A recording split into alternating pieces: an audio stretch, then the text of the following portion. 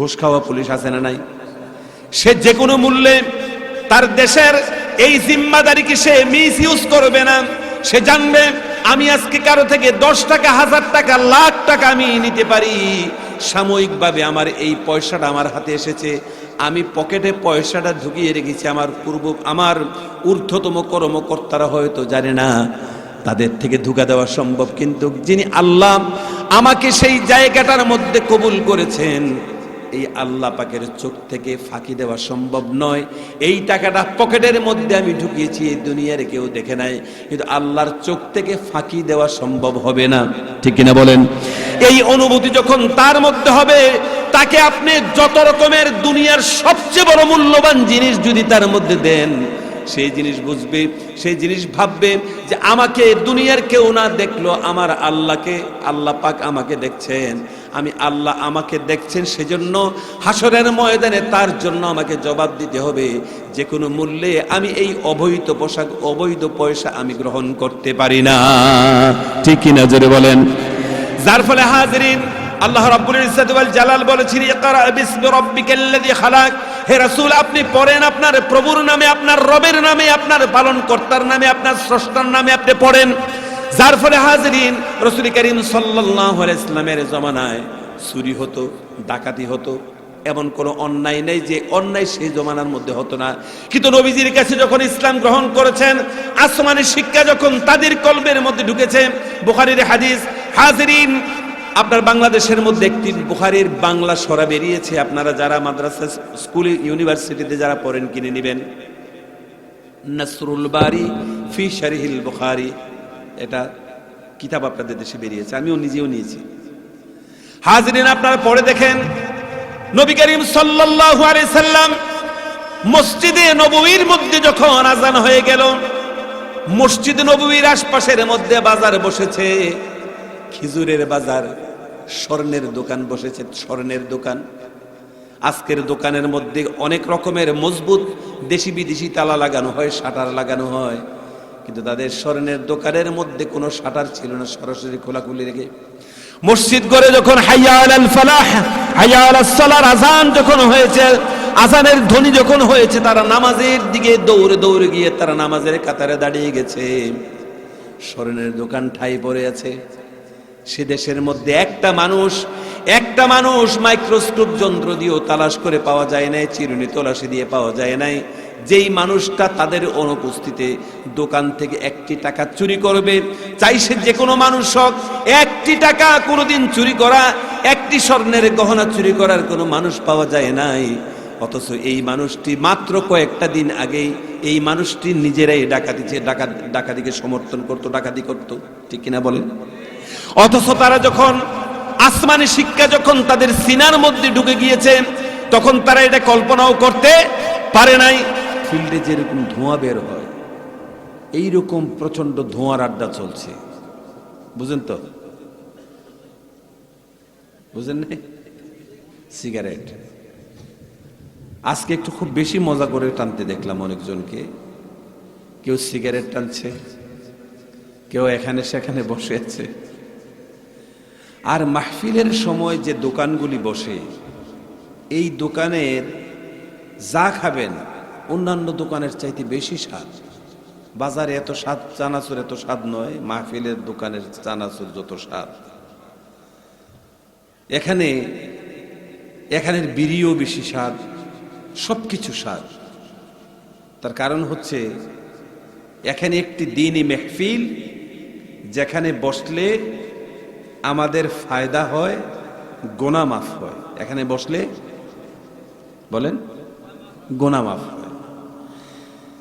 এই জায়গাটায় না বসে মনে হয় যেন জীবনের প্রথম চা দেখেছে, চানাচুর দেখেছে, বিড়ি দেখেছে, বাদাম দেখেছে, বাস পড়ে আছে দোকানের আড্ডায়, মাহফিলে বসার নাম নেই। এখানে যতগুলি মানুষ আপনারা বসেছেন, তার চাইতে 1.5 গুণের চাইতে বেশি মানুষ রাস্তাঘাটে আর দোকানপাটে আছে। ঠিক কিনা বলেন? তার মানে হচ্ছে আমাদের এই মেহফিলটা ইন্তজাম করতে গিয়ে যত কষ্ট হয়েছে, যত মেহনত করেছেন, আমরা এই মাহফিলের মধ্যে ইন্টারেস্টেড না, ইন্টারেস্টেড হচ্ছে দোকানের মধ্যে। তার মধ্য থেকে কিছু মানুষকে আল্লাহ পাক যাচাই করেছেন, বাছাই করেছেন, পছন্দ করেছেন, ভালোবেসেছেন। আর পছন্দ করে, ভালোবেসে, যাচাই বাছাই করে এই মাহফিলের মধ্যে আল্লাহ পাক যাদেরকেই বসার সুযোগ করে দিয়েছেন, আবারও আমরা আত্মতৃপ্তির সাথে বলছি আলহামদুলিল্লাহ। আপনারা যারা এখনো ফ্যান্ডেলের বাইরে আছেন, যতটা সম্ভব আপনারা ফ্যান্ডেলে বসে পড়েন। যেহেতু আমরা অল্প সময়ের মধ্যে মাহফিলের কার্যক্রম শেষ করব, আমরা শেষ বেলায় শেষ দুটি কথা বলেই মুনাজাত করে বাড়িতে ফিরবো, বলি ইনশাআল্লাহ। হাজরিন, যেখান থেকে আপনাদের সাথে শেয়ার করতে চাই, কথা শুরু করতে চাই, সেটা হলো এই মাহফিলটা, এটা একটা ক্লাস। এটা কি? একটা ক্লাস। এটা বিশ্ববিদ্যালয়ের মধ্যে, মাদ্রাসার মধ্যে আপনাদের ছাত্রদেরকে ওলামায়ে কেরামগণ পড়ান, শিক্ষকরা পড়ান। আর এখানে ওই টিচারগুলি আপনাদেরকে কোরআন হাদিসের দৃষ্টিতে কথা আপনাদেরকে শোনান। কোরআন হাদিসের দৃষ্টিতে কথাগুলি শুনলে কোরআন হাদিসের কথায় মানুষের দিল তাজা হয়। কি তাজা হয়? দিল তাজা হয়। আমাদের সবচেয়ে বড় রোগ কিন্তু দিলের মধ্যেই সবচেয়ে বড় রোগ, ঠিক না বলেন? এই মনটা যদি আপনার ভালো থাকে, সবকিছু আপনার কাছে ভালো। আর মনটা যদি ভালো না থাকে, রসগোল্লাও আপনার কাছে নিমতিতা মনে হবে, ঠিক না? আর যদি দিল ভালো থাকে, हर चीज में लज्जत है अगर दिल में मजा हो, अगर दिल के अंदर में मजा हो तो सब कुछ अच्छा है, ঠিক না? আমাদের অসুস্থ দিলকে সুস্থ করার জন্য আমাদের জীবনের যতগুলি খুরাফাত রয়েছে, যতগুলি আমাদের জীবনের খারাপ দিক রয়েছে, খারাপ আমল আছে, এগুলিকে শুধরানোর জন্য মাহফিল। পৃথিবীর সমস্ত মানুষগুলি যদি এইভাবে কোরআন হাদিসের কথা শুনে যদি তারা আমল করে, বাস্তবায়ন করে, তাহলে পৃথিবীর পরিবেশটা সম্পূর্ণ পরিবর্তন হয়ে যাবে, ঠিক কিনা বলেন? তাহলে আমরা এখানে বসেছি দুইটি কোরআন হাদিসের কথা শুনবো এবং এই কথাগুলি আমরা বাড়ি পর্যন্ত নিয়ে যাব, আমরা আমাদের জীবনে ধারণ করব। আল্লাহ পাক আমাদের সকলকে তৌফিক ইনায়েত করুক, সকলে বলি আমিন। হাজরিন, এই মাহফিল কোরআন হাদিসের মাহফিল। কোরআন হাদিসের মান ক্বালা বিহি সাদাকা। দুনিয়ার কোনো মানুষ যদি কোনো কথা বলে, এই কথার মধ্যে সত্য মিথ্যার অবকাশ থাকে। কিন্তু যারা কোরআন থেকে আর হাদিস থেকে কথা বলে, অবকাশ আছে সত্য মিথ্যার?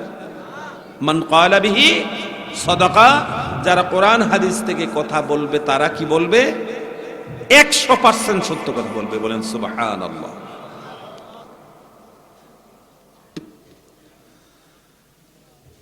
কোরআন হাদিসের প্রয়োজনীয়তা কোথায়? কোরআন হাদিস শুনলে মানুষের কি হবে, না শুনলে কি হবে? আপনারা ঘুমিয়ে যাননি তো? মনে হয় কিছুটা ঘুমিয়েছে।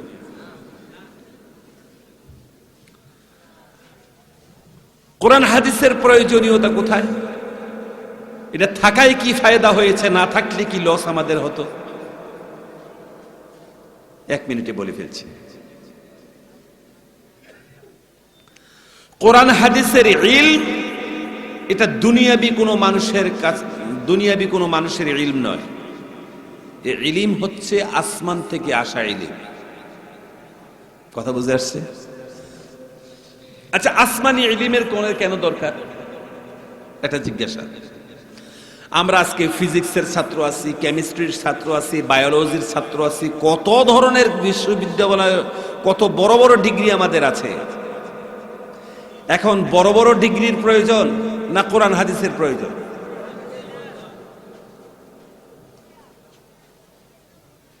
খুব ভালোভাবে বুঝতে চেষ্টা করি। ওই সমস্ত ডিগ্রিরও প্রয়োজন আছে, কোরআন হাদিসেরও প্রয়োজন আছে। ওই সমস্ত ডিগ্রি দিয়ে আপনি শুধুমাত্র এই ইলমগুলি দুনিয়ার কাজে লাগবে, কিন্তু কোরআন হাদিসের ইলম দুনিয়ারও কাজে লাগবে, আখিরাতেরও কাজে লাগবে। একজন ফিজিক্সের ছাত্র, কেমিস্ট্রির ছাত্র, একটা বায়োলজির ছাত্র, তাকে যদি আপনি বলেন তার চরিত্র গঠন করার কোন ইলম কোন ফিজিক্সের ছাত্রকে দেওয়া হয় না। দেওয়া হয় বলেন, জোরে বলেন? কোন কেমিস্ট্রির ছাত্রকে চরিত্র তৈরি করার জন্য কোন ইলম দেওয়া হয়? কোন ম্যাথমেটিক্সের ছাত্রকে দেওয়া হয়? সায়েন্সের স্টুডেন্টসকে দেওয়া হয়? দেওয়া হয়। সম্মানিত বন্ধুরা আমার, এই দুনিয়ায় কোনো কিছুর অভাব নেই। মানুষ গবেষণা করছে, মানুষের চিন্তা ফিকির যথেষ্ট প্রশস্ত হয়েছে, গবেষণা করছে মানুষ, এত গবেষণা করছে, গবেষণা করতে করতে মানুষ চাঁদের মাটিতে মানুষ কদম দিয়েছে, সেখানে বসবাস করার চিন্তা ফিকিরও মানুষ করছে। মানুষ গবেষণা এত বেশি করেছে, মানুষ এখন মহাশূন্যের মধ্যে গিয়েও মানুষ অবস্থান করে। এত গবেষণা হচ্ছে, এত বেশি পৃথিবীর মানুষ তাদের চিন্তা ফিকিরকে প্রশস্ত করে দিয়েছে। পৃথিবী এখন পৃথিবী নয়, বরং পৃথিবী মানুষের হাতের মুঠার মধ্যে চলে এসেছে। ঠিক কিনা বলেন? এটা হাতের মুঠায় আছে না মোবাইল? এই হাতের মুঠায় পৃথিবীতে আপনার একটা মোবাইল থাকা শব্দের অর্থ হলো পৃথিবীর এমন কোনো জিনিস নেই যেটা আপনার এই মোবাইলের মধ্যে নেই। তাহলে পৃথিবীটা হাতের মুঠায় চলে এসেছে, ঠিক না?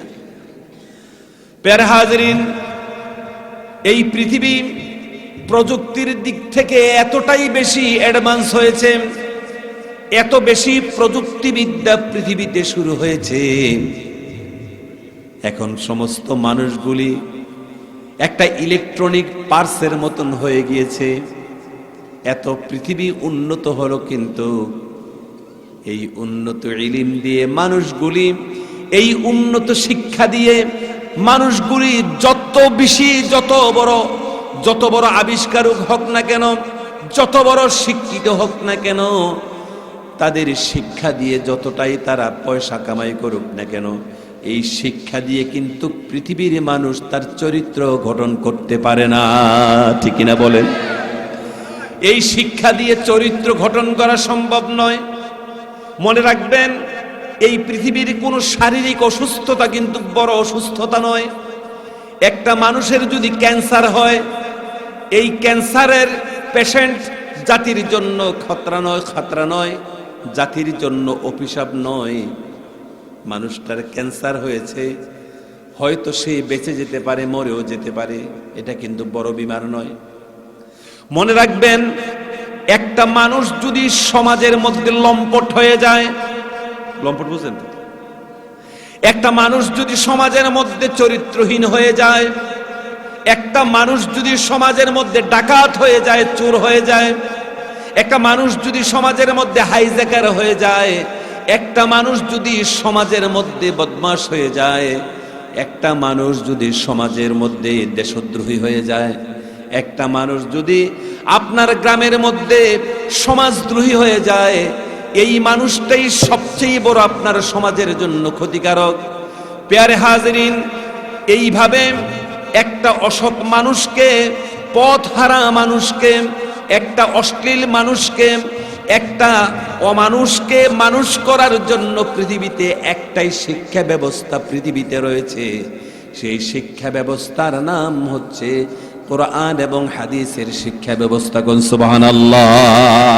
এই পৃথিবীতে প্রত্যেকটি মানুষকে প্রকৃত মানুষ করার জন্য পৃথিবীতে যে শিক্ষা ব্যবস্থা আছে, সেই শিক্ষা ব্যবস্থার নাম কি? জোরে বলেন। কোরআন হাদিসের শিক্ষা ব্যবস্থা। প্যারা হাজরিন, খুব গুরুত্বের সাথে শুনবেন। এ পর্যন্ত যথেষ্ট উলামায়ে কেরামগণ সুন্দর সুন্দর আলোচনা করেছেন, গুরুত্বপূর্ণ আলোচনা করেছেন। আর এক দুটি গুরুত্বপূর্ণ কথা আপনাদের সাথে শেয়ার করছি।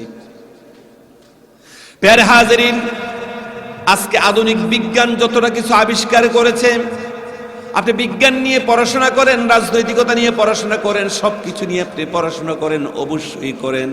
এবার আপনি ইঞ্জিনিয়ার হন, ডাক্তার হন, অপারশিয়ার হন, অথবা প্রকৌশলীবিদ হন, সাহিত্যিক হন, যাই কিছু হন, মনে রাখবেন পৃথিবীর প্রত্যেকটি মানুষের জন্য আসমানি শিক্ষা জরুরি। দরকার আছে কিনা বলেন? আত্মকেন্দ্রিকতার সুনির্দিষ্ট পরিধি থেকে বেরিয়ে কথাটার জবাব দিতে হবে। আপনি হিন্দু, খ্রিস্টান, বৌদ্ধ, ইহুদি, নাসারা যে কোনো মানুষ বলে, পৃথিবীর প্রত্যেকটি মানুষের জন্য কোরআন এবং হাদিসের শিক্ষা জরুরি। আপনি বলবেন কেন এই কথাটাকে এত সকলের জন্য জরুরি কেন? ভাইয়েরা আমার,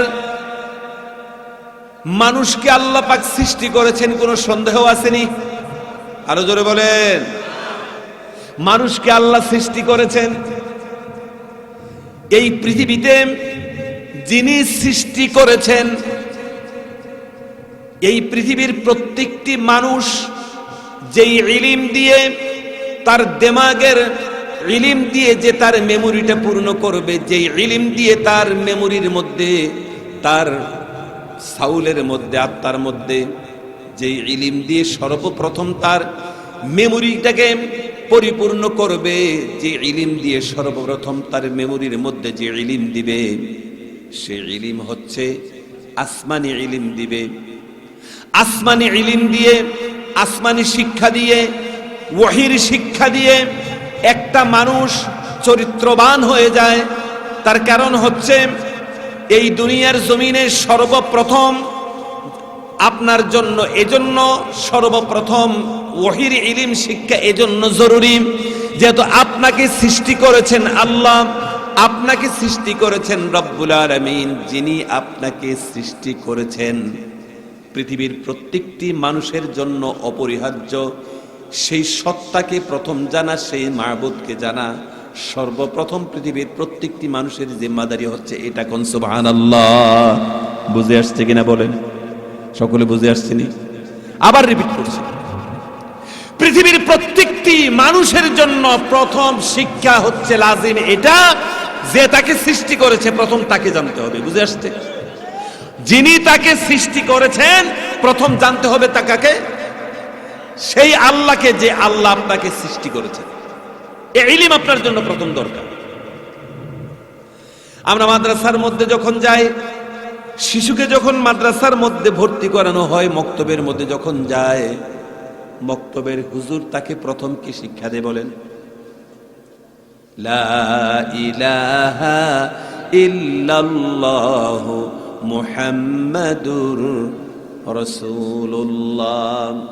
আল্লাহর নবী বলেছেন, বুখারী মুসলিমের হাদিস, নবী করিম সাল্লাল্লাহু আলাইহি ওয়াসাল্লাম বলেছেন, তোমার এই দুগ্ধপুষ্য শিশুটা তোমার কোলের মধ্যে যেদিন কথা বলতে শিখবে, যেদিন কোনো ভাষা শিখবে, তুমি দুগ্ধপুষ্য শিশুটাকে এমন ভাবে তুমি তার সাথে বিহেভিয়ার করে, এমন ভাবে তার সাথে আচরণ করো, সে যেদিন কথা বলতে শিখবে, জীবনের প্রথম শব্দটা যেন হয় আল্লাহ শব্দ দিয়ে, যেন তার জীবনটা শুরু হয়ে যায়। জোরে বলেন সুবহানাল্লাহ। এই শিশুটা সর্বপ্রথম যে শব্দ দিয়ে তার জীবনের প্রথম যে শব্দটা উচ্চারণ করবে, সেই শব্দটা যেন কি হয়? শব্দটা যেন আল্লাহ হয়। বর্তমান যুগে আমাদের শিশুরা কি আল্লাহ দিয়ে শুরু হয় নাকি মুটু পাতলু দিয়ে শুরু হয়? মুটু পাতলু আছে না নাই? আপনাদের এই গ্রামের নাম কি বেহাই নাকি? বেহাই। আমাদের দেশে আছে বিহার, আপনাদের দেশে হচ্ছে বেহাই। বেহাই না, বেহায়া না, ভুল দেখার দরকার নেই, বেহাই। ভাইয়েরা আমার, কাগজ কলমে লিখে রাখবেন, আসমানের নিচে জমিনের উপরে কিয়ামত পর্যন্ত পৃথিবীর মানুষ যতই জম্বানক, সারা পৃথিবীর প্রত্যেকটি মানুষকে যদি পুলিশ বানানো হয়, এই পৃথিবী থেকে, বুঝে আসছে বাকি কথাটা? বুঝছে? সারা পৃথিবীর সমস্ত মানুষগুলিকে যদি পুলিশ বানানো হয়, এই পৃথিবীর জমিন থেকে কখনো অন্যায়কে মোছা সম্ভব নয়, অন্যায়কে মিসমার করা সম্ভব নয়, অন্যায়কে প্রতিরোধ করা সম্ভব নয়। এই পৃথিবীর প্রত্যেকটি মানুষকে যদি আপনি পুলিশ বানিয়ে দেন অন্যায়কে প্রতিরোধ করার জন্য, মনে রাখবেন দুনিয়ার কোন শক্তি দিয়ে পরিপূর্ণভাবে মানুষকে দোষমুক্ত করা সম্ভব হবে না। ঠিক কিনা বলেন? জিন্দেগিতে সম্ভব না। কিয়ামত পর্যন্ত চেষ্টা করবেন, চেষ্টায় লাভ হবে না। একমাত্র পৃথিবীর প্রত্যেকটি মানুষকে, একমাত্র পৃথিবীর প্রত্যেকটি মানুষকে চারিত্রিকভাবে, সার্বিকভাবে পরিশুদ্ধিত করার জন্য পৃথিবীতে আর কোনো বিকল্প রাস্তা নেই। এই যাকাত সিস্টেম চালু করা হয়, এই পৃথিবীর মধ্যে মাইক্রোস্কোপ যন্ত্র দিয়েও একটা মানুষ খুঁজে পাওয়া যাবে না যেই মানুষটা আজকে না খেয়ে ঘুমিয়েছে অথবা তার রিজকের মধ্যে কোনো অভাব হয়েছে, একটা মানুষ পাওয়া যাবে না। সুবহানাল্লাহ বলবেন না?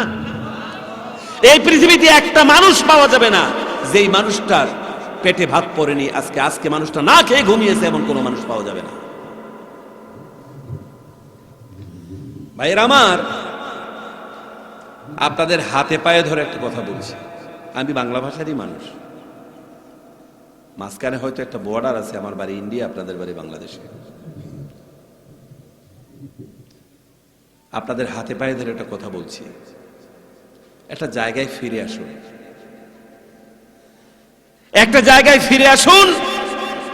আপনারা নিজেরা প্রত্যেকটি মানুষ আজকে থেকে প্রতিজ্ঞা করে নিন যে জীবনে যতটা সেকেন্ড বেঁচে থাকবো কোরআন হাদিসের থেকে এক চুল পরিমাণে একটা কদম বাইরে দেব না। প্রত্যেকটি ইসলামের ফরজকে হালালকে হালাল মনে করে হারামকে হারাম মনে করব, ফরজগুলিকে ফরজের মতন দেখব, যেগুলি নিষেধ রয়েছে সম্পূর্ণভাবে ইসলামের দৃষ্টির উদখুলু ফিস সিলমি কাফাতাও ওয়া লা তাত্তাবিউ খুতুওয়াতিশ শাইতান, পরিপূর্ণভাবে ইসলামে প্রবেশ করেন, শয়তানের সমস্ত পদাঙ্ক অনুসরণ থেকে নিজে হেফাজত করে আপনি যদি একটা সমাজ তৈরি করতে পারেন, খোদার কসম বলি মদিনার শান্তি আপনার দেশের মধ্যে এখনো প্রতিষ্ঠিত হয়ে যাবে। কিন্তু দুর্ভাগ্য, আজকে অত্যন্ত দুর্ভাগ্য, ওলামায়ে কেরামগণ মাথার ঘাম পায়ে ফেলে কত কথা বলেন, কত রেফারেন্সে কথা বলেন, কিন্তু কথাগুলি মাইক থেকে যদিও বলা হয়, কথাগুলি মাহফিল থেকে আমাদের সাথে বাড়িতে যায় না, আমাদের সাথে বাড়িতে যায় না, কথাগুলি এখানেই থেকে যায়। আল্লাহ রাব্বুল আলামিন আসমান থেকে সর্বপ্রথম যে কথাটা নাজিল করেছেন, সব কথাই গুরুত্ব, কিন্তু প্রথম যে কথাটা নাজিল করেছেন এই কথাটা কি অন্যান্য কথার চাইতে বেশি গুরুত্ব না? কথা বলে না। আল্লাহ পাক যেই কথাটা আসমান থেকে তার বান্দার কাছে নাজিল করেছেন, কোরআনের সমস্ত কথাগুলি গুরুত্ব রয়েছে সমানভাবে, কিন্তু যে কথাটা প্রথম নাজিল করেছেন নিশ্চয়ই কথাটার মধ্যে একটু বাড়তি গুরুত্ব আছে। ঠিক কিনা? বাড়তি গুরুত্ব আছে, এবং সেই গুরুত্বটা হচ্ছে, ভালো করে আপনারা ঘুমিয়ে যাননি তো, গুরুত্বটা ভালো করে শোনেন। গুরুত্বটা অত্যন্ত বেশি গুরুত্ব। সেটা হচ্ছে আল্লাহ রাব্বুল আলামিন সর্বপ্রথম আসমান থেকে রাসূল করিম সাল্লাল্লাহু আলাইহি ওয়াসাল্লামের কাছে আয়াত নাজিল করেছেন, হে রাসূল আপনি পড়েন, রাসূল আপনি ইকরা পড়েন। হুজুর পাক সাল্লাল্লাহু আলাইহি ওয়াসাল্লাম, কথা আমি বহু জায়গায় বলেছি, হুজুর পাক সাল্লাল্লাহু আলাইহি ওয়াসাল্লাম পরিষ্কার ভাবে বললেন, আমি পড়তে জানি না, আমি ইলিটারেট। ভাইরা আমার, সঠিকভাবে কথা বলতে গেলে লম্বা সময়ের দরকার, আমি অতটা সময় দিতে চাই না, আপনাদেরকে বিরক্ত করতে চাই না। রাসূল করিম সাল্লাল্লাহু আলাইহি ওয়াসাল্লাম বলছেন, আমি তো পড়তে জানি না, আমি কি পড়ব? জিবরাইল আমিন আবারও বলেছেন, হ্যাঁ আপনি পড়েন। ভাই আমি পড়তে জানি না, আবারও বলেছেন পড়েন, ইকরা, আপনি পড়েন। রাসূল করিম সাল্লাল্লাহু আলাইহি ওয়াসাল্লাম কি, নাউযুবিল্লাহ, উনি কি বোবা ছিলেন? উনি কি জবানের মধ্যে জড়তা ছিলেন? ওনার ব্রেন কি আমার আপনার মতন এরকম ছিল নাকি আরো বেশি ভালো ছিল? সুবহানাল্লাহ, স্রষ্টার ক্ষেত্রে আল্লাহর সাথে কোনো মিসাল নেই, আর সৃষ্টির ক্ষেত্রে নবীজির সাথে কোনো মিসাল নেই। সুবহানাল্লাহ বলেন। নবীজি বললেন আমি পড়তে জানি না, কথাটা এইরকম স্বাভাবিক কথা নয়, একটা অস্বাভাবিক কথা। এটা আমি পড়তে জানি না, এই কথাটা স্বাভাবিক কথা না, অস্বাভাবিক কথা। আপনাকে যদি এখন একটা অন্য ভাষায় কথা বলি, আপনি 1 সেকেন্ডের জন্য হলো বলতে পারবেন আমার সাথে সাথে, মুখের মধ্যে এতটা জড়তা নেই যে আপনি আমার সাথে 1 সেকেন্ডের জন্য বলতে পারবেন। রাসূল বললেন, আরবি ভাষায় বলেছেন ইকরা, আরবি ভাষার মানুষ বলছেন আমি আসলে পড়াই জানি না। তার কথাটা কিন্তু অর্থটা এই নয় যে নবীজি পড়তে জানেন না, কথার অর্থ এই নয়। কথার মধ্যে একটা গোপন কথা আছে। গোপন কথা হচ্ছে এই যে পৃথিবীর মধ্যে সবচাইতে মানব জাতির জন্য সবচাইতে বেশি জরুরি যে বিষয়টা, সেটার নাম হচ্ছে শিক্ষা। সেটার নাম কি? সেটার নাম শিক্ষা, সেটার নাম পড়াশোনা, সেটার নাম এডুকেশন। এখন হুজুর পাক সাল্লাল্লাহু আলাইহি ওয়াসাল্লামের কাছে যখন শুধু পড়ার কথা বলেছেন, রাসূল বলেছেন আমি পড়তে জানি না, কিন্তু যখন বলেছেন বিইসমে রাব্বিকাল্লাযী খালাক, তখন শুধু পড়লেন তা না, মুখস্থ করলেন শুধু এই একটা আয়াত না, সঙ্গে সঙ্গে 5টি আয়াত। সুবহানাল্লাহ। শুধু একটি আয়াত নয়, কয়টা আয়াত নাযিল হয়েছে একসাথে? 5টি আয়াত নাযিল হয়েছে। সুবহানাল্লাহ বলে জোরে। এতক্ষণ শুধু ইকরা শব্দ উচ্চারণ করতে পারেন না, অথচ 1 মিনিট পরেই 5টি আয়াত বললেন, 5টি আয়াত সঙ্গে সঙ্গে নবীজি মুখস্থ করে ফেললেন। তাহলে এখানে একটা কথা হচ্ছে এই যে শিক্ষাটা যদি শুধু শিক্ষা হয়, রবকে বাদ দিয়ে যদি শিক্ষা হয়, এই শিক্ষা মানুষের জন্য যতটা না উন্নত করবে, তার চাইতে মানুষকে অনুন্নত করবে বেশি। কথা বুঝে আসছে? কথা বুঝে আসছে? যার ফলে আজকে আমরা দেখতে পাই বহু বড় বড় শিক্ষিত মানুষেরা, তার আগে পিছনে ডক্টরেট আছে, বড় বড় ডিগ্রি থাকার পরেও এই জায়গার মধ্যে বসে তারা রাস্তার মধ্যে যারা ডাকাতি করে তাদের চাইতে বড় ডাকাত তারা নিজেরা হয়ে বসে আছে। তার অভাবটা শুধু একটা জায়গায় ছিল, তারা শিক্ষিত হয়েছে, কিন্তু বিইসমে রাব্বিকাল্লাযী খালাক তারা তাদের প্রভুর নামে পড়েনি। তাদের মধ্যে শুধুমাত্র দুনিয়াকে হাসিল করার শিক্ষা তারা অর্জন করেছে, যার ফলে তারা পড়েছে কিভাবে একজন মানুষকে ঠকাইয়া তার পকেট থেকে সুদের টাকা নেওয়া যায়। একটা গরিব মানুষ 10,000 টাকা খরচ করে, একটা গরিব মানুষ 10,000 টাকা খরচ করে একটা রিক্সা কিনেছে। রিক্সা আপনাদের দেশে এরকম আছে না? কথা বলেন, আছে কিনা? 10,000 টাকা খরচ করে একটা রিক্সা সে কিনেছে। শতকরা তাকে 10 টাকা সুদ দিতে হবে। রিক্সা চালাইয়া সারাদিন 300 টাকা যদি পায়, 500 টাকা যদি পায়, তার পরিবারের প্রয়োজন হচ্ছে 600 টাকা, কামাই করেছে 500 টাকা। মাস শেষে যেই টাকাটা তার সেভ করার কথা ছিল, সেখানে সে হয়তো ঠিকভাবে পারে নাই। তারপরে সে যখন সঠিকভাবে তার কিস্তি দিতে পারে নাই, তার উপরে তখন সুদ না, চক্রবর্তী সুদ তার উপরে উৎপন্ন করে। আছে কিনা? জোরে বলেন, আছে কিনা? তাহলে এই মানুষগুলি, সেই রিক্সা চালক বা মুচি হোক, মেথর হোক, যে কোনো তার প্রফেশন হতে পারে, তাকে আমরা তার সুদগুলি আমরা কখনো মওকুফ করি না, সুদগুলি আমরা ছেড়ে দেই না, মাফ করে দেই না।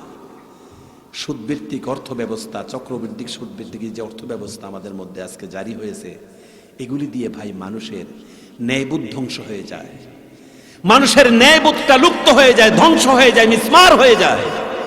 যার ফলে ভাইয়ের আমার, আমি সমস্ত জেনারেল শিক্ষিত বন্ধুদেরকে বলছি না, এক শ্রেণীরকে বলছি, ভুল বুঝবেন না।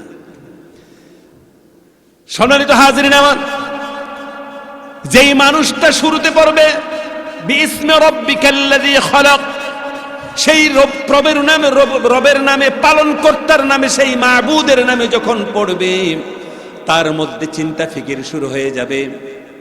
এই মানুষটার মধ্যে আস্থা জন্মাবে, মানুষটা আস্তিক হবে, নাস্তিক হবে না, মানুষটা এথিস্ট হবে না, মানুষটা আস্তিক হবে। এই দুনিয়ার জমিনে আস্তিক হয়ে যাওয়া শব্দের অর্থ হচ্ছে আপনার ভিতরে বহু বড় একটা শাসন কাজ করবে যে আমি আস্তিক। নবী করিম সাল্লাল্লাহু আলাইহি ওয়াসাল্লাম বলেছেন, এমন ভাবে তুমি তোমার জীবন ধারণ করো, তা আনতাবুদাল্লাহ কাআন্নাকা তারা, যেমন তুমি তোমার আল্লাহকে দেখছো, যদিও তুমি তাকে দেখছো না। ফাইল্লাম তাকুন তারা ফাইন্নাহু ইয়ারাক, তুমি দেখছো না বটে, তবে তিনি তোমাকে দেখছেন। একটা দৃষ্টান্ত দেওয়া চলে, আমাদের দেশের মধ্যে বড় বড় বিল্ডিং বানানো হয়েছে, শপিং কমপ্লেক্স রয়েছে, আপনাদের দেশে আছে কিনা জানি না, শপিং কমপ্লেক্স যেখানে কোনো সেলসম্যান থাকে না। বিল্ডিং এর ভিতরে ঢুকছে, আপনার পছন্দসই মাল রাখা আছে, যেটা আছে আপনি এখান থেকে নিয়ে গেটের মধ্যে টাকা দিয়ে আপনি চলে যান। এরকম এগুলো আপনাদের দেশে আছে কিনা? আমাদের দেশে বিগ বাজার বলে, আপনাদের দেশে আছে কিনা জানি না। ভাইয়েরা আমার, আপনি কোনদিন শুনেছেন কি যে বিগ বাজারে একটা গেঞ্জি চুরি হয়েছে? শুনছেন? বিগ বাজার থেকে কোনো কিছু সেলসম্যান নাই, অথচ কিছু চুরি হয়েছে, শুনছেন নি কখনো? কিছু চুরি হয় না। তাহলে নিশ্চয়ই সেখানে যারা বাজার করতে যায় সবাই আল্লাহর ফেরেশতা, ওলি আল্লাহ। কি বলেন? চোরেরা বুঝে যায় না? কথা বলেন না তো। সেখানে চোর গিয়ে চুরি করে না কেন বলেন? কারণ চোর বাবাজি জানে যে আমি এখান থেকে যদি একটা সুই গিলিও যদি ফেলি, পেটের ভিতর থেকে ও বের করে এটাকে নিয়ে আসবে। সেজন্য সেখানে যাওয়ার পরে চোর বাটফার সেগুলিও সুবিচার হয়ে যায়, চুরি করা যাবে না। আপনি যেদিন মায়ের কোল থেকে যেদিন সর্বপ্রথম কথা আপনার বের হবে কি? আল্লাহ। আর মক্তবের মধ্যে আপনি পড়েছেন লা ইলাহা ইল্লাল্লাহ, ইকরা বিসমি রাব্বিকাল্লাযী খালাক, আপনি পড়েছেন প্রভুর নামে। এই শিক্ষা যখন আপনার মধ্যে ঢুকে গেল, লা ইলাহা ইল্লাল্লাহ, আল্লাহ ছাড়া কোনো ইলাহ নেই, মাবুদ নেই, এই কথা যখন আপনার সিনার মধ্যে ঢুকে যাবে, আপনি জিন্দেগিতে কোনোদিন চুরি করা সম্ভব না, মিথ্যাও বলা সম্ভব না। তার কারণ হচ্ছে এই শিশুটার কলবের মধ্যে সর্বপ্রথম যে ইলম ঢুকেছে, আস্তিকতার ইলম ঢুকেছে, আর তার মধ্যে ঢুকানো হয়েছে আল্লাহ ছাড়া তোমার কোনো ইলাহ নেই। আর আল্লাহ হচ্ছে এমন, হুয়াল আউয়াল ওয়াল আখির ওয়াল যাহির ওয়াল বাতিন ওয়া হুয়া বিকুল্লি শাইইন আলিম ওয়া হুয়া আলা কুল্লি শাইইন কাদির ওয়া হুয়া সামিউন বাসীর। আল্লাহ পাকের যতগুলি সিফত আছে, সমস্ত সিফতগুলি তাকে শিক্ষা দেওয়া হয়। আল্লাহ পাক সর্বদ্রষ্টা, সর্বস্রষ্টা। সমস্ত কথাগুলি যখন একটা শিশু ব্যক্তির ইলমের মধ্যে যখন ঢুকাইয়া দেওয়া হয়, পরবর্তী আধুনিকতার ছোঁয়ে যতটাই পথভ্রষ্ট হোক না কেন, ওই সর্বপ্রথম তার এই আসমানি ইলম, তার আসমানি শিক্ষা, তার রবের শিক্ষা যখন তার মধ্যে ঢুকে যাবে, এই মানুষটার পক্ষে কোনোদিন অন্যায় করাও সম্ভব হবে না, অন্যায়কে সমর্থন করাও সম্ভব হবে না। ঠিক না জোরে বলেন? যার ফলে আল্লাহ রাব্বুল ইজ্জাত ওয়াল জালাল রাসূলকে প্রথম বলেছেন, হে তুমি আপনি পড়ুন, আপনি পড়েন আপনার প্রভুর নামে। যার ফলে আজকে সেই যুগের মধ্যে যে মানুষগুলির অন্যান্য শিক্ষা ব্যবস্থা যদিও তাদের ছিল, যদিও শিক্ষিত একবারেই ছিল না, যখন তারা কোরআনে ইলম যখন তাদের মধ্যে ঢুকেছে, তারা কোথা থেকে কোথায় গিয়েছে জানেন? যে মানুষগুলি ঘোড়া চড়াতো, বকরি চড়াতো, যে মানুষগুলি মেষ রাখাল ছিল, সেই মানুষগুলি একটা সময় দেখা গিয়েছে সে মেষ রাখাল ছিল, একটা মানুষের বাড়ির কৃতদাস ছিল, সেই মানুষটা একটা দেশের গভর্নরে পরিণত হয়েছে। সুবহানাল্লাহ। হুজুর পাক সাল্লাল্লাহু আলাইহি ওয়াসাল্লাম নিজে এই সমস্ত মানুষদেরকে বিভিন্ন দেশের গভর্নর হিসেবে পাঠিয়েছেন। এটা কি দিয়ে হয়েছে? এই ইলম দিয়েই হয়েছে। সুতরাং হাজরিন, আজকের এই মাদ্রাসার মধ্যে যে শিক্ষাটা দেওয়া হয়, এটা কিন্তু আসমানি শিক্ষা দেওয়া হয়, আসমানি ইলম দেওয়া হয়, আসমানি শিক্ষা দিয়ে তাকে সমৃদ্ধ করা হয়। প্রিয় হাজরিন, আপনাদের সাথে একটা পরামর্শ আমি দেই। আপনি অবশ্যই ডাক্তার হওয়া প্রয়োজন আছে, ইঞ্জিনিয়ার হওয়া প্রয়োজন আছে, রাজনীতিবিদ হওয়ার প্রয়োজন আছে, যতগুলি আমাদের সেক্টর রয়েছে, বিভিন্ন সেক্টরে আপনার অবশ্যই থাকা প্রয়োজন আছে। কিন্তু মনে রাখা দরকার, সর্বপ্রথম আপনার ওই সমস্ত শিক্ষার পূর্বেই আসমানি শিক্ষা আল্লাহ পাক আপনার জন্য ফরজ করেছেন, কোরআনের শিক্ষাকে ফরজ করেছেন, রাসূলের হাদিসের শিক্ষাকে আমার আপনার জন্য আল্লাহ পাক ফরজ করে দিয়েছেন, নবীজি ফরজ করে দিয়েছেন। সম্মানিত হাজিরিন, এই শিক্ষা দিয়ে একটা মানুষের ব্যক্তিত্ব তৈরি হয়ে যায়। আল্লাহর ইলম যদি আপনার কলবের মধ্যে ঢুকে যায়, আপনি যদি একজন পুলিশ অফিসার হন, 10 টাকার জন্য আপনি 10 টাকার জন্য হাত বাড়িয়ে রাখবেন না। এরকম পুলিশ আছে না নাই? ঘুষ খাওয়া পুলিশ আছে না নাই? সে যে কোনো মূল্যে তার দেশের এই জিম্মাদারিকে সে মিস ইউজ করবে না। সে জানবে আমি আজকে কারো থেকে 10 টাকা, 1000 টাকা, লাখ টাকা আমি নিতে পারি, সাময়িকভাবে আমার এই পয়সাটা আমার হাতে এসেছে, আমি পকেটে পয়সাটা ঢুকিয়ে রেখেছি, আমার ঊর্ধ্বতম কর্মকর্তারা হয়তো জানে না, তাদের থেকে ধোঁকা দেওয়া সম্ভব। কিন্তু যিনি আল্লাহ আমাকে সেই জায়গাটার মধ্যে কবুল করেছেন, এই আল্লাহ পাকের চোখ থেকে ফাঁকি দেওয়া সম্ভব নয়। এই টাকাটা পকেটের মধ্যে আমি ঢুকিয়েছি, এই দুনিয়ার কেউ দেখে নাই, কিন্তু আল্লাহর চোখ থেকে ফাঁকি দেওয়া সম্ভব হবে না, ঠিক কিনা বলেন? এই অনুভূতি যখন তার মধ্যে হবে, তাকে আপনি যত রকমের দুনিয়ার সবচেয়ে বড় মূল্যবান জিনিস যদি তার মধ্যে দেন, সেই জিনিস বুঝবে, সেই জিনিস ভাববে যে আমাকে দুনিয়ার কেউ না দেখলো, আমার আল্লাহকে, আল্লাহ পাক আমাকে দেখছেন, আমি আল্লাহ আমাকে দেখছেন, সেজন্য হাসরের ময়দানে তার জন্য আমাকে জবাব দিতে হবে। যে কোনো মূল্যে আমি এই অবৈধ পয়সা আমি গ্রহণ করতে পারি না, ঠিক কিনা জোরে বলেন? যার ফলে হাজরিন, আল্লাহ রাব্বুল ইজ্জত ওয়াল জালাল বলেছেন, ইকরা বিসমি রাব্বিকাল্লাযী খালাক। হে রাসূল, আপনি পড়েন আপনার প্রভুর নামে, আপনার রবের নামে, আপনার পালনকর্তার নামে, আপনার স্রষ্টার নামে আপনি পড়েন। যার ফলে হাজরিন, রাসূল করিম সাল্লাল্লাহু আলাইহি ওয়াসাল্লামের জমানায় চুরি হতো, ডাকাতি হতো, এমন কোনো অন্যায় নেই যে অন্যায় সেই জমানার মধ্যে হতো না। কিন্তু নবীজির কাছে যখন ইসলাম গ্রহণ করেছেন, আসমানি শিক্ষা যখন তাদের কলবের মধ্যে ঢুকেছে, বুখারীর হাদিস হাজরিন, আপনার বাংলাদেশের মধ্যে একটি বুখারীর বাংলা সরা বেরিয়েছে, আপনারা যারা মাদ্রাসা, স্কুলে, ইউনিভার্সিটিতে যারা পড়েন কিনে নেবেন, নাসরুল বারি ফি শারহিল বুখারী, এটা কিতাব আপনাদের দেশে বেরিয়েছে, আমিও নিজেও নিয়েছি। হাজরিন, আপনারা পড়ে দেখেন, নবী করিম সাল্লাল্লাহু আলাইহি সাল্লাম মসজিদে নববীর মধ্যে যখন আযান হয়ে গেল, মসজিদ নববীর আশপাশের মধ্যে বাজার বসেছে, খেজুরের বাজার, স্বর্ণের দোকান বসেছে, স্বর্ণের দোকান। আজকের দোকানের মধ্যে অনেক রকমের মজবুত দেশি বিদেশি তালা লাগানো হয়, শাটার লাগানো হয়, কিন্তু তাদের স্বর্ণের দোকানের মধ্যে কোনো শাটার ছিল না, সরাসরি খোলাখুলি রেখে মসজিদ করে যখন হাইয়া আলাল ফালাহ, হাইয়া আলাস সালার আযান যখন হয়েছে, আযানের ধ্বনি যখন হয়েছে, তারা নামাজের দিকে দৌড়ে দৌড়ে গিয়ে তারা নামাজের কাতারে দাঁড়িয়ে গেছে। স্বর্ণের দোকান ঠাই পড়ে আছে। সে দেশের মধ্যে একটা মানুষ মাইক্রোস্কোপ যন্ত্র দিয়েও তালাশ করে পাওয়া যায় নাই, চিরুনি তলাশি দিয়ে পাওয়া যায় নাই, যেই মানুষটা তাদের অনুপস্থিতিতে দোকান থেকে একটি টাকা চুরি করবে, চাই সে যে কোনো মানুষ হোক, একটি টাকা কোনোদিন চুরি করা, একটি স্বর্ণের গহনা চুরি করার কোনো মানুষ পাওয়া যায় নাই। অথচ এই মানুষটি মাত্র কয়েকটা দিন আগেই এই মানুষটি নিজেরাই ডাকাতিকে সমর্থন করত, ডাকাতি করত, ঠিক কিনা বলেন? অথচ তারা যখন আসমানি শিক্ষা যখন তাদের সিনার মধ্যে ঢুকে গিয়েছে, তখন তারা এটা কল্পনাও করতে পারে নাই। যে মানুষগুলি মানুষ খুন করত, সেই মানুষগুলি মানুষের রক্তের পাহারাদার হয়ে গেল। হাজিরিন, এই সমস্ত পরিবর্তনটা একমাত্র আল্লাহর কোরআন দিয়ে হয়েছে, রাসূল করিম সাল্লাল্লাহু আলাইহি ওয়াসাল্লামের আহাদিসাত দিয়ে হয়েছে। আজও সেই ইলম আছে, অথচ সেই ইলমগুলি মাদ্রাসার মধ্যে ঘুমায়। এই ইলমের তাসির আমাদের সিনার মধ্যে আজকে সঠিকভাবে কাজ করে না, ঠিক না বলেন? আজকে আপনাদের কাছে আমার প্রথম এবং শেষ অনুরোধ হচ্ছে, এই মাদ্রাসার শিক্ষার গুরুত্ব আপনারা দিন। আপনার সন্তানটাকে আপনি কোরআন হাদিসের শিক্ষা দিন। আমি আপনাকে বলবো না যে একবারে ক্লাস 1 থেকে একবারে টাইটেল পর্যন্ত আপনি তাকে প্রত্যেকটি বাচ্চাকে পড়াতে হবে, আমি সেটা বলবো না। অন্তত তার শরঈ মাসলা মাসাইল শেখার জন্য এই মাদ্রাসা মনে হয় শরহে জামি পর্যন্ত আছে নাকি?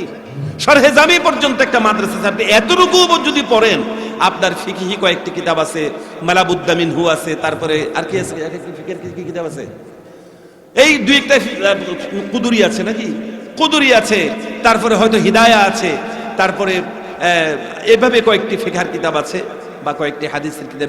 এই যে একটা আপনার বেসিক এডুকেশন, যেটা এই শিক্ষাটা যদি আমরা প্রত্যেকের মধ্যে থাকে, তাহলে আমরা হালাল এবং হারামের পার্থক্য আমরা বুঝতে পারবো, জায়েজ এবং নাজায়েজের পার্থক্যটা আমরা বুঝতে পারবো। মাসলা মাসাইলাতগুলি, যে জরুরি মাসলা মাসাইলগুলি আমরা বুঝতে পারলে, আপনি এখান থেকে পড়াশোনা করে বেরিয়ে আপনি হয়ে যান একজন পুলিশ অফিসার, আপনি হয়ে যান একজন আইএএস অফিসার, আপনি হয়ে যান একজন যে কোনো বড় একটা কর্মকর্তা হয়ে যান। সুদভিত্তিক অর্থ ব্যবস্থা দেশের মধ্যে যতটাই বৈধ হোক, আপনি অন্তত এই কাজটা কোনোদিন করতে পারতেন না, ঠিক কিনা বলেন? তারপরে হাজরিন, এই মাদ্রাসায় আজকে ইন্তজাম করেছেন মাহফিলের, আপনারা সকলে এসেছেন এখানে। আলহামদুলিল্লাহ, রাত্রের 12টা যখন 11টা কটা, প্রায় 11:15 বাজে নাকি 11:15 বাজে, প্রায় 11টা 11 মিনিট বাজে ইন্ডিয়ান টাইম, তার মানে 12টার কাছাকাছি বাজতেছে আপনাদের সময়। এই রাত পর্যন্ত আপনারা যে কারণে বসে আছেন, আপনাদের সকলের কাছে অনুরোধ করছি এই যে আপনারা মাদ্রাসাটার সাথে সাহায্যের হাত বাড়িয়ে দিন, টাকা পয়সা দিয়ে এবং আপনার সন্তান দিয়ে, টাকা পয়সা দিয়ে এবং আপনার সন্তান দিয়ে মাদ্রাসাটার সাথে সুসম্পর্ক তৈরি করে নিন।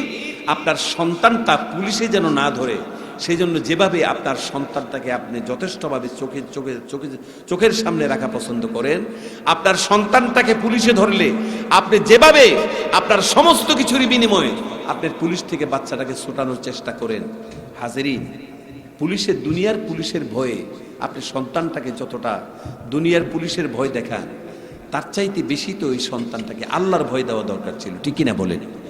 আপনার এই সন্তানটা যদি আপনি মারা যাওয়ার পরে কবরের মধ্যে যদি আপনি সওয়াবের আশা করেন, আপনার এই সন্তানটাকে দ্বীনি শিক্ষা দিয়ে দেন। দ্বীনি শিক্ষা যদি দিয়ে দেন, মনে রাখবেন প্রত্যেকটি মানুষের মধ্যে দ্বীনি শিক্ষা ঢুকে গেলে প্রত্যেকটি মানুষ মদিনার পরিবেশ তার মধ্যে চলে আসবে। রাসূল করিম সাল্লাল্লাহু আলাইহি ওয়াসাল্লামের জীবন, যে সুন্দর একটি সুন্দর জীবন মানব জাতির জন্য রেখে গিয়েছেন, সেই সুন্দর জীবনটি আমাদের মধ্যে আসবে। তার জন্য সবচেয়ে বড় আমাদের প্রয়োজন হচ্ছে আমরা দ্বীনি শিক্ষা নেই। আল্লাহ রাব্বুল ইজ্জত ওয়াল জালাল তার মধ্যে সবচেয়ে বেশি বরকত রেখেছেন, আলহামদুলিল্লাহ বলেন। আল্লাহর নবী বলেছেন, তোমাদের মধ্যে একজন মানুষ পিএম হয়েছে, তার দাম সবচেয়ে বেশি নয়। একটা মানুষ সিএম হয়েছে, তার দামও সবচেয়ে বড় বেশি নয়। একটা মানুষ যে কোনো জায়গায় যত বড় ডিগ্রিওয়ালা হোক না কেন, তার মর্যাদা তোমাদের সমাজে তত বেশি নয়। قال النبي صلى الله عليه وسلم خيركم من تعلم القرآن وعلمه خيركم, তোমাদের মধ্যে সবচাইতে ওই মানুষটাই বেশি ভালো তোমাদের মধ্যে যিনি নিজে কোরআন শিখেন আর অপরকে কোরআন শিক্ষা দেয়। তোমার সমাজের মধ্যে যদি ভালো একজন মানুষ তুমি তালাশ করো, কোরআন শিখে যিনি আর শিখাই তিনি, তার চাইতে উত্তম মানুষ তোমাদের সমাজের মধ্যে আর কেউ নাই। কোন সুবহানাল্লাহ, জোরে বলুন সুবহানাল্লাহ। এই মাদ্রাসার মুদাররিসরা তারা হয়তো 10,000 টাকা বেতন পেতে পারে, হয়তো 20,000 টাকা বেতন পেতে পারে সর্বোচ্চ, কিন্তু 10-এর উপরে বেতন নেই। আপনাদের সাথে একবারে 10,000 টাকা, এটা কোনো টাকাই না। কিন্তু আল্লাহ রাব্বুল আলামিন এই 10,000 টাকার চাকরি দিয়ে পরিবারের 6-7টা ফ্যামিলি পর্যন্ত চালাইয়া তারা সাদা কাপড় পরে, আমরা এই জঙ্গলি কালারের কাপড় পরেও আমরা এটাকে পরিচ্ছন্ন রেখে পড়তে পারি না। কিন্তু হুজুররা এই 6-7 হাজার 10,000 টাকা পেয়ে সাদা কাপড় পরিষ্কারভাবে পরে তার সুন্দর জীবনযাপন করছে, কারণ 10,000 টাকার মধ্যে আল্লাহ পাকের বরকত আছে, ঠিক কিনা বলেন? সুবহানাল্লাহ বলবেন না? লাখ টাকার মধ্যে বরকত পাওয়া যায় না, লক্ষ লক্ষ টাকা মান্থলি ইনকাম করার পরও দেখা যাচ্ছে তার মলিন পরিবেশ দেখা যাচ্ছে, এটার মধ্যে বরকত নেই। কিন্তু আল্লাহ রাব্বুল আলামিন এই 10,000 টাকার মধ্যে বরকত দেওয়ার কারণে আল্লাহ পাক তাদেরকে সম্মানিত জায়গায় রেখেছেন, কিনা বলেন? সুবহানাল্লাহ বলতে ইচ্ছা করল না ভাইরা আমার? এই জন্য আসুন আমরা সকলে আল্লাহ প্রেমিক, নবী প্রেমিক হতে গেলে, আমরা যদি সুন্দর একটি পৃথিবী বানাতে চাই, সুন্দর একটি শান্তিময় পরিবেশ যদি তৈরি করতে চাই, প্রত্যেকের মধ্যে একেবারে আমভাবে সকলের মধ্যে দ্বীনি ইলমের চর্চার প্রয়োজন আছে। সর্বপ্রথম তার মধ্যে আপনি ইলম অবশ্যই ঢুকাতে হবে, আবার সেই ইলম হচ্ছে দ্বীনি ইলম। দ্বীনি ইলম আপনি তার মধ্যে ঢুকিয়ে দেন, এটার কোনো বিকল্প নেই, কোনো বিকল্প নেই। আপনি সারা বৎসর কিয়ামত পর্যন্ত আপনি ওয়াজ শুনবেন, এই ওয়াজ শুনে গিয়েছেন, আপনি সবকিছু বলে যাবেন। আপনার প্রত্যেকটি সন্তানকে আপনি আলিম বানিয়ে দিন। আলিম বানানোর জন্য আপনাকে দাওরায়ে হাদিস পড়তে হবে না, আমি সেটা বলবো না। দাওরায়ে হাদিস পড়লে ভালো, ইফতা পড়লে আরো ভালো, আরো ভালো। কিন্তু যদি সকলকে যদি বড় করেন যে দাওরায়ে হাদিস পড়া ছাড়া কোনো বিকল্প রাস্তা নেই, না, এটা ভুল। আপনি অন্তত বেসিক এডুকেশনটা প্রত্যেকে আপনি শিখেন। আলিম হলে তো ভালো, আরো ভালো, আরো ভালো, কোনো কথা মানে এটার কোনো বিকল্প কোনো কথা নেই। তো সেই জন্য আমি বলবো যে এই মাদ্রাসাগুলিতে আমরা আমাদের সন্তানগুলিকে জাহান্নাম থেকে ফিরাই, এবং আগামী দিন আমাদের এই দেশকে সুন্দর করার জন্য আমরা প্রত্যেকটি সন্তানকে ভালো মানুষ বানানোর জন্য দ্বীনি ইলম তাদের মধ্যে দিয়ে আল্লাহ পাক কবুল করুক, বলি আমিন। সূরাতুদ দোহা পড়েছি, সূরাতুদ দোহা 2টি আয়াতের তরজমা কি করে দেব রাগ না করলে? আল্লাহ পাক বলেছেন ওয়াদ-দুহা ওয়াল-লাইলি ইযা সাজা। ওয়াদ-দুহা বলতে এখানে এই 12টার আগ পর্যন্ত সূর্যটা পূর্বাকাশে থাকে তো নাকি? বলেন, পূর্ব আকাশে যতক্ষণ সূর্য থাকে এটাকে বাংলায় পূর্বাহ্ন বলে। পূর্বাহ্ন, বুঝতে পেরেছেন? পূর্বাহ্ন বলে। ওয়াদ্দুহা বলতে পূর্বাহ্নকে, মানে পূর্ব আকাশের সূর্য বা তার আলো বা তার ধূপকে, আপনাদের রৌদ্র, তার রৌদ্রকে, এই পূর্ব আকাশের সূর্যের কিরণকে ওয়াদ্দুহা বলা হয়। অপরাহ্ন, আপনার পূর্বাহ্ন। কথা বুঝতে পারছেন? সকলে বলতে হবে, কথা বুঝতে পারছেন? পূর্বাহ্নের কসম করেছেন এবং সঙ্গে সঙ্গে ওয়াল্লাইলি ইযা সাজা, রাতের গভীরতা, রাতের অন্ধকারচ্ছন্নতা, রাতের গভীরতাকে, রাতের গভীরতার কসম আল্লাহ পাক করেছেন। ওয়াদ্দুহা একটা কসম, আর ওয়াল্লাইলি ইযা সাজা আরেকটি কসম। দুটি কসম করে আল্লাহ পাক কোনো কথা বলতে কসম করার দরকার আছে? জোরে বলেন, কসম করার দরকার নেই। আল্লাহর কথা কসম করলে যত সত্য, না করলেও সমানভাবে সত্য, গুরুত্ব, ঠিক আছে না? তো এখানে কসম করে কথাটার গুরুত্ব বেশি বাড়ানোর জন্য বলছে ওয়াদ্দুহা ওয়াল্লাইলি ইযা সাজা মা ওয়াদ্দাআকা রাব্বুকা ওয়া মা ক্বালা। সুবহানাল্লাহ পড়েন।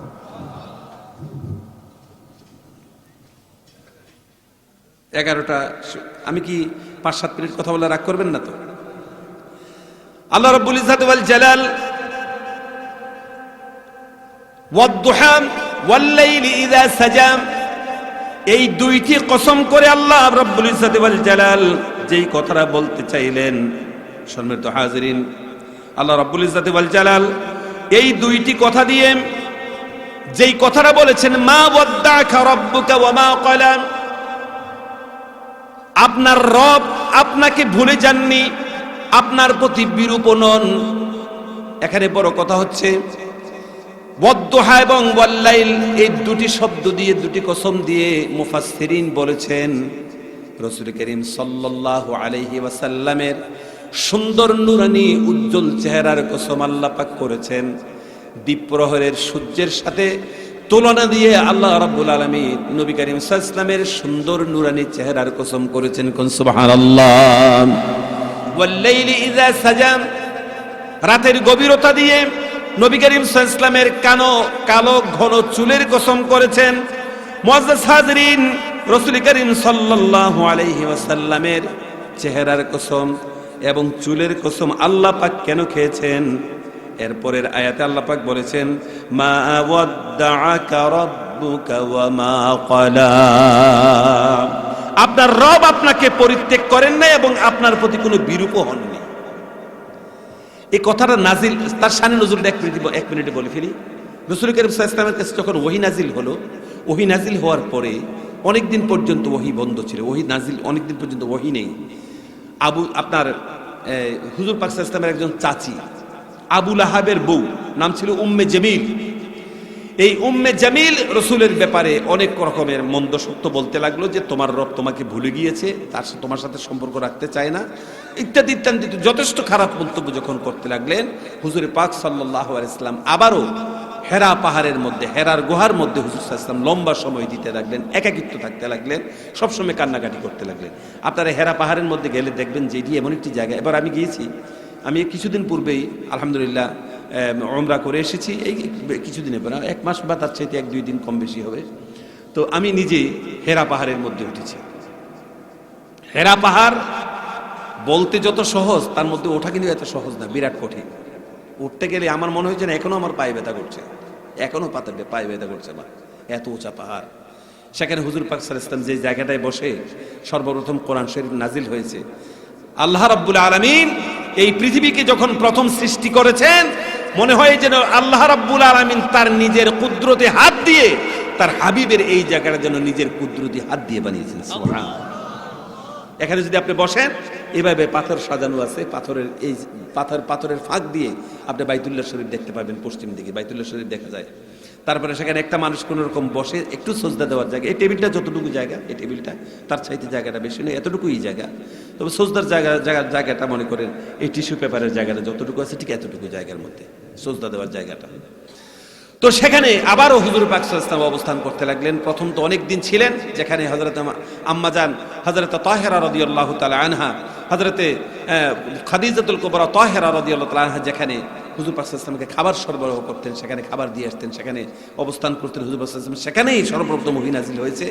এরপরে আবারও এই সমস্ত কথাগুলি শোনার পরে হুজুর পাক সাল্লাল্লাহু আলাইহি ওয়াসাল্লাম একটা সময় সুইসাইড করবেন, আত্মহত্যা করবেন সিদ্ধান্ত নিয়ে নিলেন। হাজরিন, হুজুর পাক সাল্লাল্লাহু আলাইহি ওয়াসাল্লাম সেখানে অবস্থান করতে আল্লাহ রাব্বুল আলামিন সূরাতুদ দুহা নাযিল করেছেন, হে রাসূল মা ওয়াদ্দাআকা রাব্বুকা ওয়া মা ক্বালা, আপনার রব আপনাকে ভুলে যাননি, আপনার প্রতি বিরূপ নন, অবশ্যই আল্লাহ আপনার রব আপনাকে ভুলে যাননি। সুবহানাল্লাহ বলেন জোরে। এরপরে বলা হয়েছে ওয়ালাল আখিরাতু খায়রুল লাকা মিনাল উলা। আপনাদেরকে আবারও একটা অনুরোধ করছি, বর্তমানে বাংলাদেশের মধ্যে মুহাক্কিক আলিমদের লেখা অনেক কিতাব আছে। আপনাদের মাদ্রাসার মুহতামিম সাহেব হুজুর আছেন বা আলিম যারা রয়েছেন, তাদের পরামর্শ দেখে, তাদের পরামর্শে কিতাব কিনবেন, আন্দাজে কিতাব কিনবেন না। কিছু কিতাব কিনবেন যে কিতাব পড়ে আপনি নিজে গুমরা হয়ে যাবেন। কিতাব কিনে মানুষ বর্তমানে মারাত্মকভাবে গুমরা হচ্ছে, আপনি কি জানেন? প্রচুর পরিমাণে কিতাব এমন লেখা হচ্ছে যে কিতাবগুলি পড়ে মানুষ গুমরা হচ্ছে। আলিমদের পরামর্শ